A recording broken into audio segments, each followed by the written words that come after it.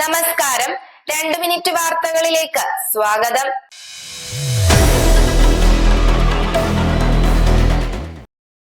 ഡൽഹിയിലെ വായുവിന്റെ ഗുണനിലവാരം അപകടകരമായ AQI 978-ൽ എത്തി. ഇതോടെ ഡൽഹിയിലെ വായു ശ്വസിക്കുന്നത് ഒരു ദിവസം 49 സിഗരറ്റ് വലിക്കുന്നതിന് തുല്യമാണെന്നാണ് പുറത്തുവരുന്ന റിപ്പോർട്ട്.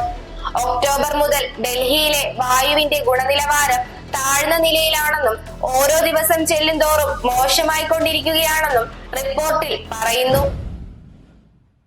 ഗാസയിൽ ഇസ്രായേൽ വംശഹത്യ നടത്തുന്നുണ്ടോ എന്ന് അന്വേഷിക്കണമെന്ന് ഫ്രാൻസിസ് മാർപ്പാപ്പ.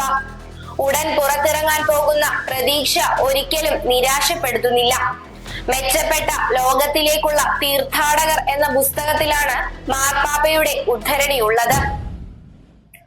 അമേരിക്കയുടെ ദീർഘദൂര മിസൈലുകൾ ഉപയോഗിക്കാൻ യുക്രൈൻ അനുമതി നൽകി president Joe Biden. Ukraine president Vladimir Zelensky മാസങ്ങളായി ഉന്നയിക്കുന്ന ആവശ്യമാണ് അധികാരമൊഴിയാൻ ദിവസങ്ങൾ മാത്രം അവശേഷിക്കെ ബൈഡൻ അംഗീകരിച്ചത്. ഉരുൾപൊട്ടൽ ദുരിതാശ്വാസ പ്രവർത്തനങ്ങൾക്ക് കേന്ദ്രം ഫണ്ട് അനുവദിക്കുന്നില്ലെന്ന് ആരോപിച്ച് LDFും UDFും വയനാട്ടിൽ പ്രഖ്യാപിച്ച ഹർത്താൽ രാവിലെ 6 മുതൽ വൈകിട്ട് 6 വരെയാണ് ഹർത്താൽ. ഹർത്താലുമായി വ്യാപാരി സമൂഹം സഹകരിക്കുമെന്നും അറിയിപ്പുണ്ട്.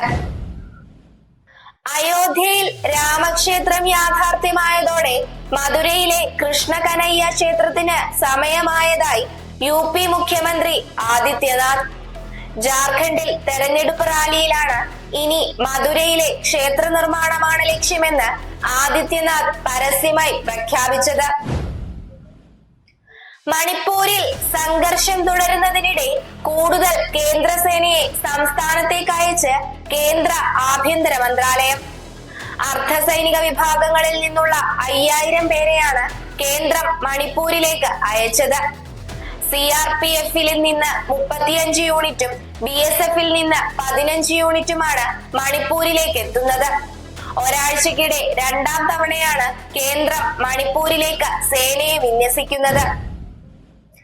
സംസ്ഥാനത്ത് ഇലക്ട്രിക് വാഹനങ്ങളുടെ റോഡ് നികുതിയിലും രജിസ്ട്രേഷൻ ഫീസിനും 100% ഇളവ് ഏർപ്പെടുത്തി തെലങ്കാന സർക്കാർ. പ്രത്യേകിച്ച് ഹൈദരാബാദ് പോലെയുള്ള നഗരപ്രദേശങ്ങളിൽ സുസ്ഥിര ഗതാഗതം പ്രോത്സാഹിപ്പിക്കുന്നതിനും വായു മലിനീകരണം കുറയ്ക്കുന്നതിനുമുള്ള സർക്കാരിന്റെ ശ്രമങ്ങളുടെ ഭാഗമാണ് ഈ നീക്കം. വാർത്തകൾ അവസാനിച്ചു. നന്ദി, നമസ്കാരം.